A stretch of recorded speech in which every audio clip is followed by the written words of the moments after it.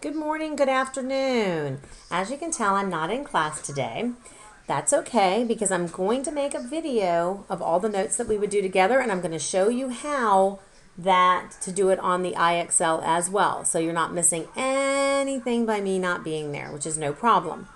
With that as well, I just do want to reiterate, you need to know how to graph today. Today we are talking about the same graphing we did last week. We're just expanding it to inequalities, but you have to know how to graph from last week to be able to do it. With that as well, you have a quiz tomorrow, which is 90% the stuff we did last week. And there's about 3 problems that have to do with the inequalities from today, and that'll be tomorrow or Wednesday work whenever you hit this. So with that, the majority of the quiz will be slope and finding slope and all of that good stuff, and graphing using slope and x and y intercept just like we did last class and last week. Then there'll be just a few questions that will be graphing the stuff we're doing today, okay? Or if something's a solution. So let's go ahead and get started. So I'm going to take my little beautiful picture away, and we're going to go ahead and start our notes for today.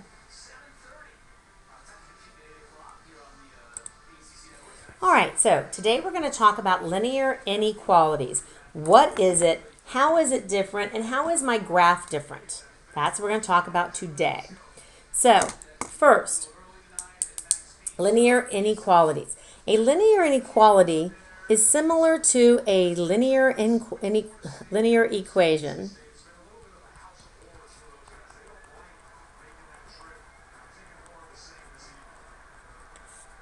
but it uses the inequality symbol. And we learned that when we were solving all of these equations. They solve exactly the same way, but then the graph looks a little bit different. Same thing here. Where you have shading with our regular inequalities, because you would have an opened or closed circle and then you would shade left or right on that number line. Same deal here. Where an equation was just a dot. Same deal here. Is our equations were just a line. Now we're going to shade one side or the other. And I will show you that in a moment on Desmos as well.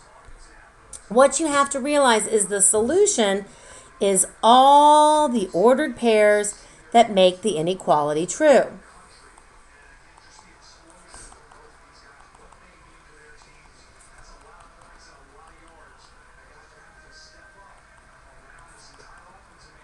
They're all the ordered pairs that make the inequality true.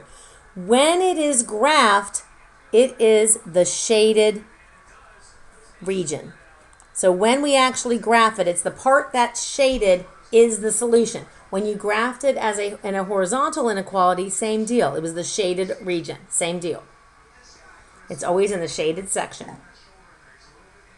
So the first thing we're going to do is talk about what makes those a solution and where we find that solution. And I'm going to show you on Desmos why that works and doesn't work. So let's look here at number 1. It wants to know if the ordered pair is a solution to the inequality. I'm going to tell you straight up on your test. I don't know if this is on your quiz, but if not, it should be. If it's not, it might say, is this a solution? But definitely on your test as well. So let's look at how this happens. I have 2x minus 3y is less than 15. So I have this inequality right here, and I want to know if 2, 5 is a solution. For it to be a solution, it means that when I plug it into this inequality here, it means that it works. It's true. Same thing we did when we talked about it with equations earlier. Except for now we got 2 variables instead of 1. So we know that this is x and this is y. We know that the x and the y in the ordered pair mean the x and the y in the equation. So I'm going to just take this inequality here and I'm going to put this in. So 2 times 2, that's my x, minus 3 times 5, which was my y, has to be less than 15. If it's less than 15, it's a solution. So let's solve.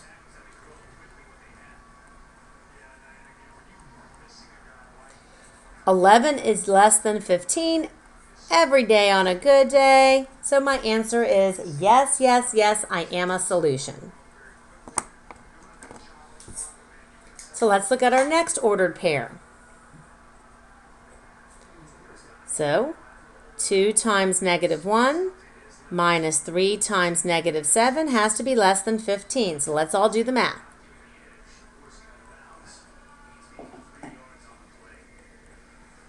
So 19 less than 15. Is that true?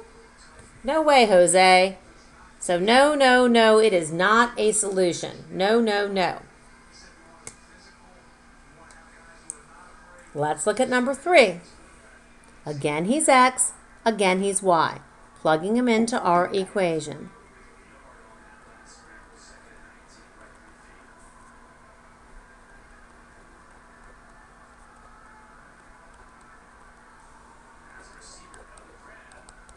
Check your work with my work.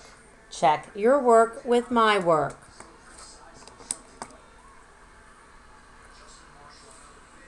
And last but not least, let's do 0, 0.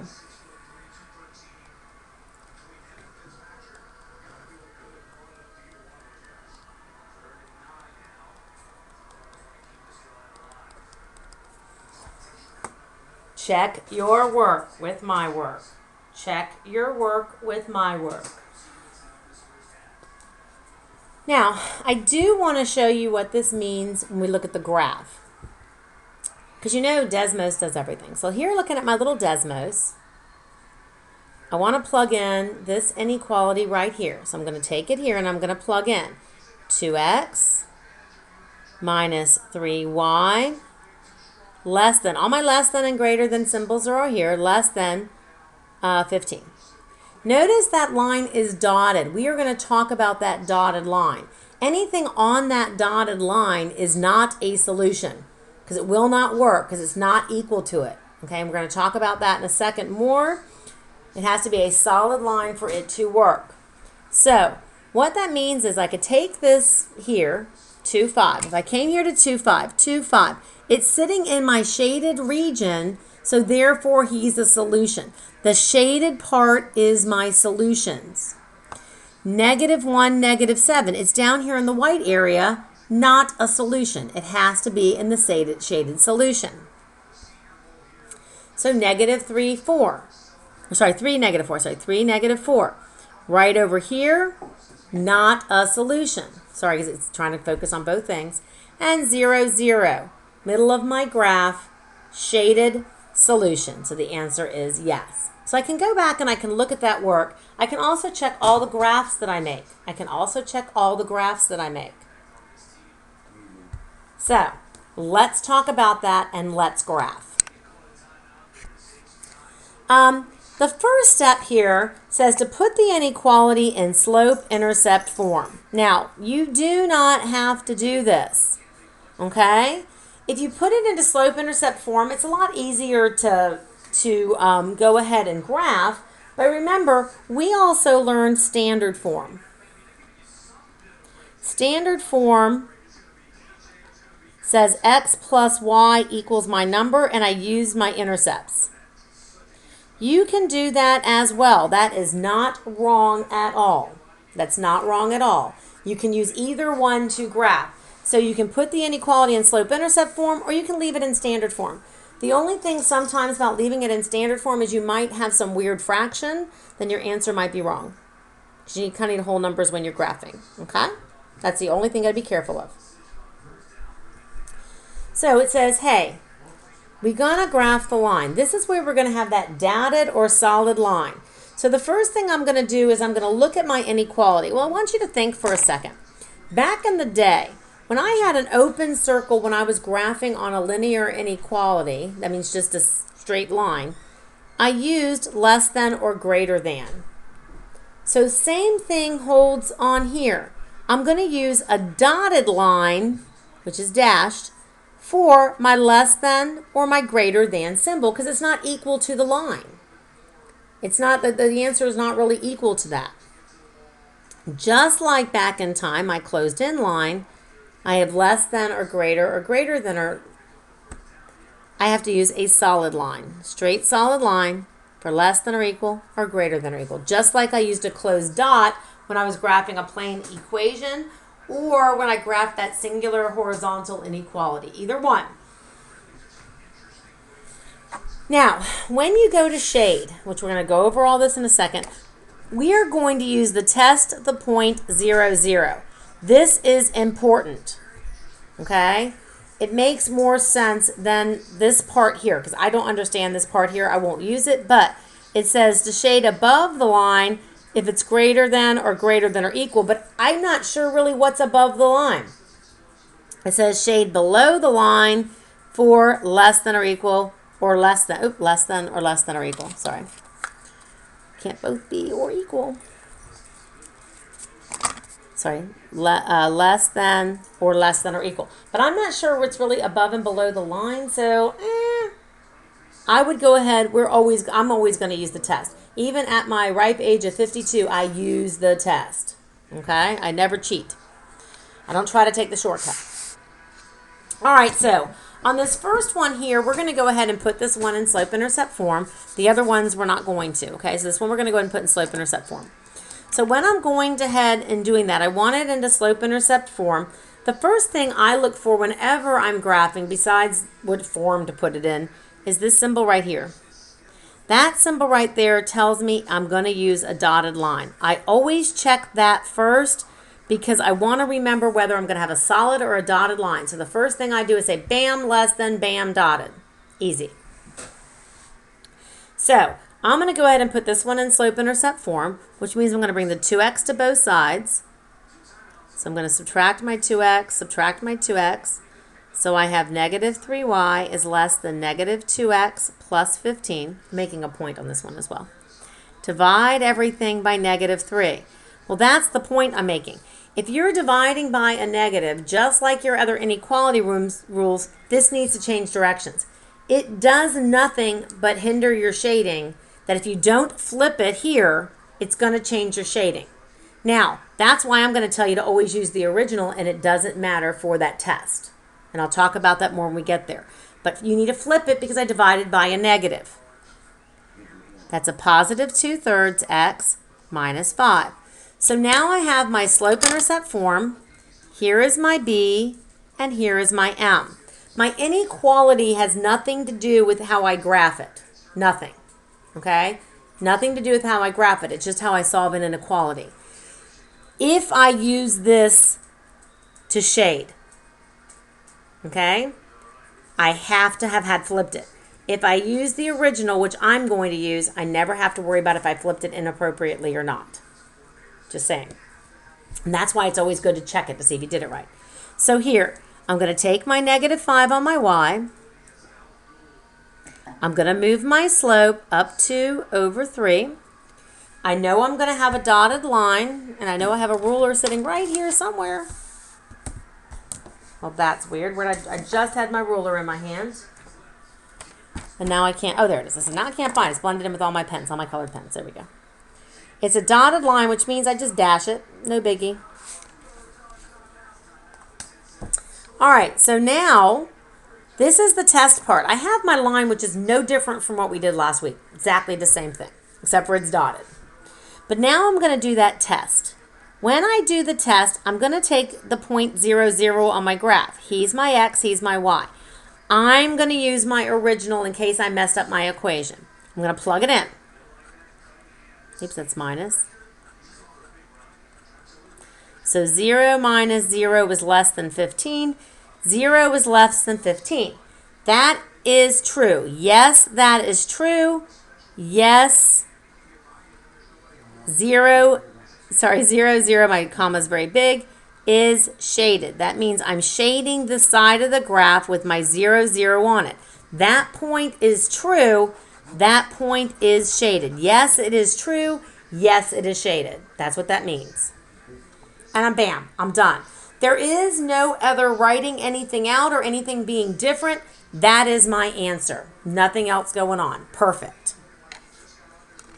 Stop the video if you're not with me till you catch up, and we're going to move forward. And we're going to do about 3 or 4 examples. I'm going to show you then the IXL. All right, first one. Already in slope-intercept form. Bam, we're good. Second, I have a greater than symbol, my graph's going to be dotted. So I know that up front. Here is my intercept. Here is my slope. So my intercept is -5. Oh, I put B. Sorry, B is -5. My slope is 1/3. So I'm going to come down here to -5. 1, 2, 3, 4, 5. Then I'm going to go up 1 over 1, 2, 3. Up 1 over 3. Now, I said my line is dashed. So don't forget to dash it. And now I'm going to come back and do my test. So I'm always going to test the point 0, 0 unless my line lies on 0, 0. Happens, doesn't matter, but it does happen. Okay? So with that now, 0 is greater than 1/3, 0 minus 5. 0 is greater than -5. Is that true? Yes. So yes, 0, 0 is shaded. So here's my point 0, 0. Yes, it is shaded. That means the top part of my graph is shaded. So with that as well, I can come back to my handy dandy Desmos, plug in y greater than 1 divided by 3, move over x minus 5. Oops, I forgot the x. Let me come back and put in an x because that totally changes my graph. There we go. And I can see I'm right. I have the dashed line and I've got the top shaded. That's the whole point of Desmos. Check it out. Make sure you're right. All right, number 3. Number 3, I'm going to go ahead and put it in, this one I'm going to go ahead again and put it in slope-intercept form because if I just try to find the x-intercept, 12 doesn't divide by 5 evenly. So it's going to make a mess. So we don't want to make a mess. So let's just go ahead and solve for my y. It's the easiest way to go. Just solve for my y. So I'm going to subtract my 5x from both sides. -2y is greater than -5x plus 12. Divide by -2. Y negative, gotta flip. 5/2 x minus 6. And again, you're not going to get something funky for your intercept. We talked about that before. I'm not saying that's never going to happen. It's just never going to happen with us. So with that right here, we know that my m is 5/2 and my b is -6. And I know from here, way up here, sorry, my graph is dotted. So let's go ahead and do that.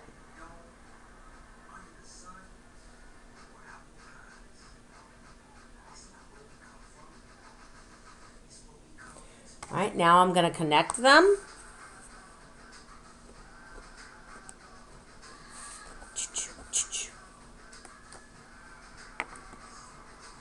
And again, if I'm going a little fast for you, just pause the video to catch up. That's the pleasure of the video. So now I'm going to do my test for my 0, 0. Right here's my 0, 0. So let's do my test. So I'm going to, again, use my original. Then I don't have to worry about if I flipped it or didn't flip it. It just makes life easier. So 5 times 0 minus 2 times 0 is greater than 12. Is 0 greater than 12? Not on a good day. No. That means 0, 0, not shaded. So here's my point 0, 0. It's not shaded, so I'm going to shade the side of the line that does not include the 0, 0. That's what that means. I want you to do number 5 on your own. Pause the video. I'm going to work it while you're working it, but pause the video so that you can work it and then check your answer. We're also going to do number 7. On number 5, I'm going to use x and y intercept.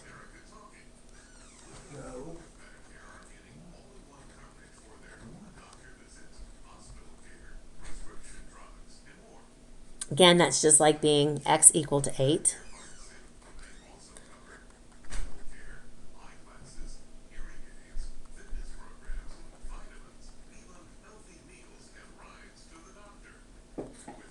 Again, same thing as my regular intercept. Don't let that mess you up.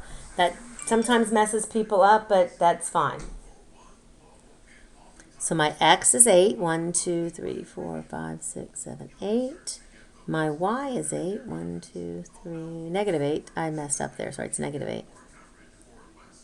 3, 4, 5, 6, 7, 8. My line is solid. See, I forgot to check. My line is solid because it's or equal to.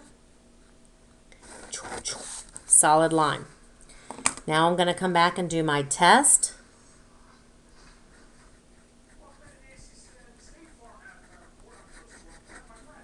My test, I'm going to use 0, 0. No, not happening. So, on this side. Check your work. And then number 7, stop the video, work number 7, and then come back with me because I'm going to work it and explain it. So I want you to stop the video and I want you to work it and then come back and hear it. So first of all, he's a y equals equation or a y less than or equal to negative 4 equation. Doesn't matter. That means he's a hoy. Why? Because it's going to be a horizontal line, which means my line's going to be horizontal, a 0 slope if anybody asks, and a y equals equation. That means there's no x, can't cross the x-axis. So with that, I'm going to have a solid line. So I'm going to have a solid line through negative 4. So negative 4 is 1, 2, 3, 4, right? 1, 2, 3, yeah. I'm going to have a solid line through that.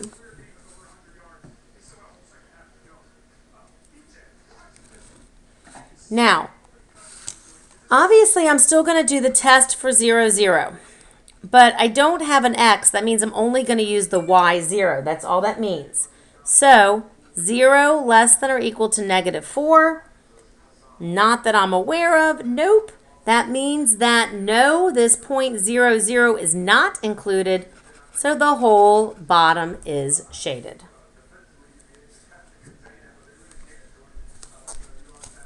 So with that, I want to show you the IXL. It's going to be a little tricky, but we're going to do it because we're cool like that.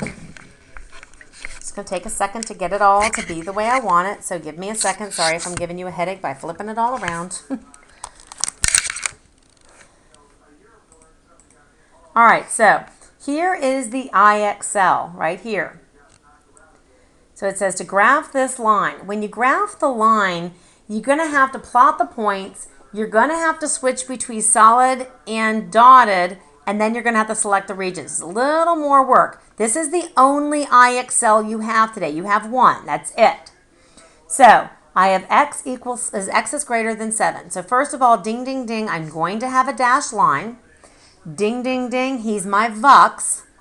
It's a vertical line, undefined slope, x equals equation. So at 7 here, you're going to have to put two dots to make it vertical, okay? Now, it's not going to be the solid line. That's what they're talking about. See how when I hover on the line, it says it gets a little dashy? Just click on it and it makes it dashy. So like I got off of here and I came back and see how it makes it solid. If I click on that, it makes it again solid. It's dashy, click on it, makes it dashy. So you just got to click on it. So now I've got the dashed line through y greater than 7 that I wanted. So if I put in my 0, is 0 greater than 7? No. So that's why they're talking about the boundary. See how I've got this shaded piece on here? So I'm going to come over to this side, click on it, and it shades the whole side. Submit. Bam, I'm perfect. Now this just happens to be another one of the same thing, so we're going to do it. It's a Y, but most of them are X and Y. So we're going to go through this one again as just to show you how. So again, it says Y is greater than 1, so I know it's going to be a HOY, so it's going to be a horizontal line. I have to click 2 because it's the horizontal line. Now, I want it to be solid because it's greater than or equal to, so I already have it solid, so I'm good. I put in the point 0 is greater than 1. 0 is not greater than 1. That is not true. That means 0, 0 is not shaded, so I need everything above the line. Bam, shades it in. I hit submit, and I'm good. Now I'm going to have a diagonal line. Remember when it's just a 3x, put a plus 0, it's going to go through the origin. That means I can't use 0, 0 for my thing. So let's go ahead and do this one really quick. So here, I know that my intercept is going to be 0, my y-intercept. My slope is 3 over 1, so I'm going to go up 1, 2, 3 over 1, and then there's my line. It made it solid. I need to keep it solid. So now I can't use 0, 0 because it's right here. I can't tell what side it's on. So just pick a point. Like I could pick the point over here. 2, 1. So if I put in 2, 1, y is 1, x is 2. So 1 is less than or equal to 6. Is that true? Well, typically. That means that it's this point that I put in here, 2, 1, is a good point. I'm going to click it. It means it's a solution. And then I can submit. Okay? So, oops, sorry. I know, it's the fun of a video. Fun of a video. Fun of a video.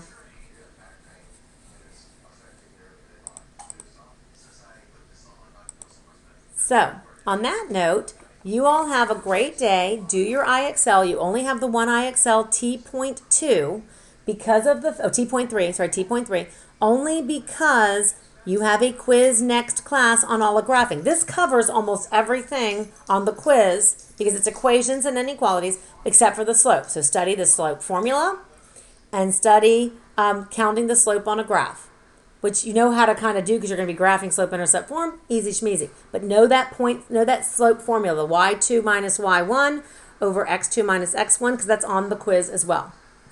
All right, guys, you have a great day, and I'm sorry I couldn't be with you today.